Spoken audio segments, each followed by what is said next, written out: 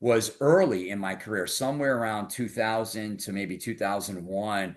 I met Kevin Nolan of Nolan Painting.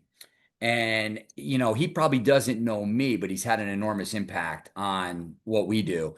So he was speaking for PDCA, it was PDCA back then, a local event, and somehow it came across my radar. I don't know if I saw it in a Sherwin-Williams or what, but it was in Westchester County, which is pretty darn close to Connecticut. And I headed down and I watched him speak for a couple hours, and I think he talked about hiring process or something like that. It was pretty basic, but for me, it was like a light bulb went off because there were systems there.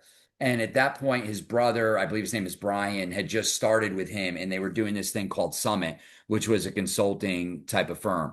So I jumped into that right away.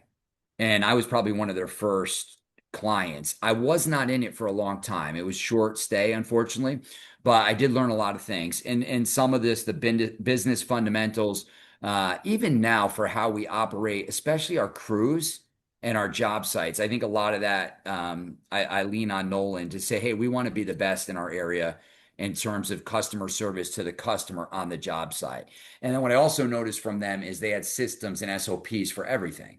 So right away, you're trying to tighten up every system.